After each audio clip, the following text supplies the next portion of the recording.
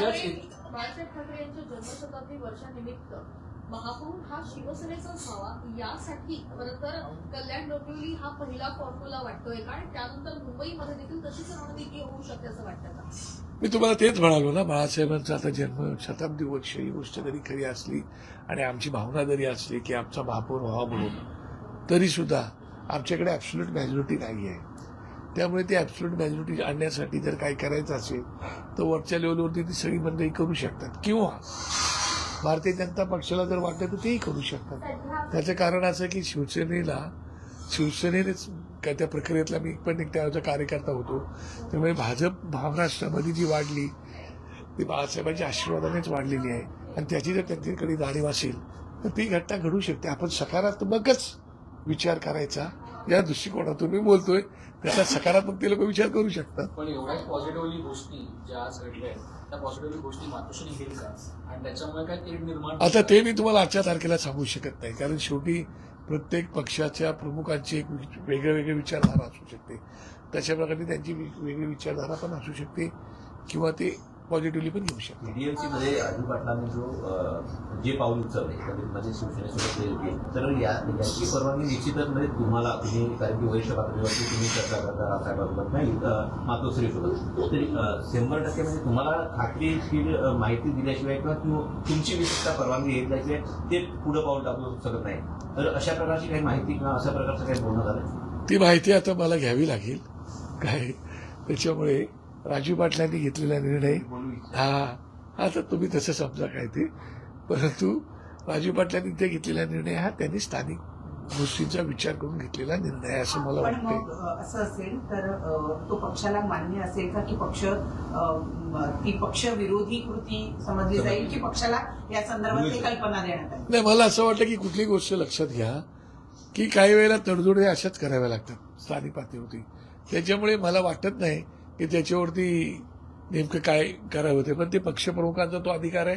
पक्षप्रमुख त्याच्यावरती काय निर्णय घ्यायचा तो पक्षप्रमुख त्याच्यावरती निर्णय घेऊ शकतात, तो त्यांचा अधिकार आहे. पण लोकल लेवलवरती अशा प्रकारच्या घटना घडत असतात.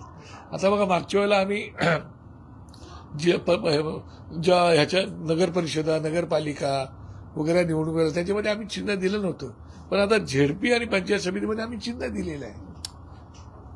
त्याच्यावर त्यांनी लोकल लेवलवरती ते केलं होतं. आता आमचं चिन्ह गेलेलं आहे. आता लोकल लेवलवरती ते पण एकमेकांची घेऊ शकतात.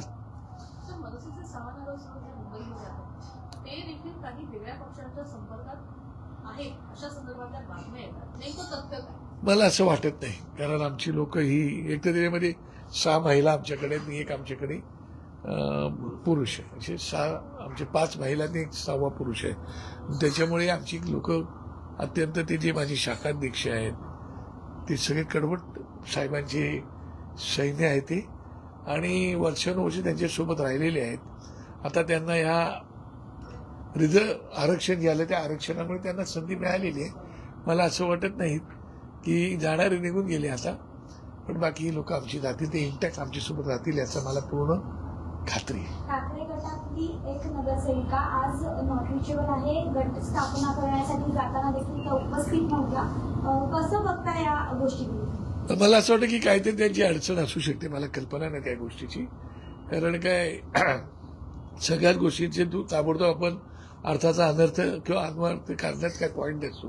त्यामुळे कधी तब्येत ठीक नसते, एखाद्या घरात काहीतरी घडलेलं असतं, काहीतरी असतं, त्याच्यामुळे कदाचित ते ॲब्सेंट असू शकतात असं मला वाटतं. कल्याण डोंबिवलीमध्ये आता हे एक प्रकारचं पुढापुढीचं राजकारणच म्हणावं लागेल. ऍब्सोल्यूट मेजॉरिटी असताना सुद्धा फक्त आपल्या पक्षाचा महापौर व्हावा असाच प्रयत्न मुंबईत सुद्धा झाला तर आश्चर्य वाटायला नको. नाही, मला असं वाटतं की देशामध्ये राजकारणामध्ये आता जर तुम्ही पाहिलं तर त्याचा राजकारणाचं सगळं हेच बदललेलं आहे. सगळीकडे फोडाफोडीचं राजयुक्त भाजप झालेली आहे. काय करणार तुम्ही? फोडून आले लोक, त्यांची हातली लोक सुद्धा कंटाळले असतील. ते बोलते अरे आम्ही एवढी वर्षी निष्ठा ठेवून भाजपमध्ये राहिलो, आमच्यावरती काय चाललेलं आहे असं त्यांनाही वाटत असेल.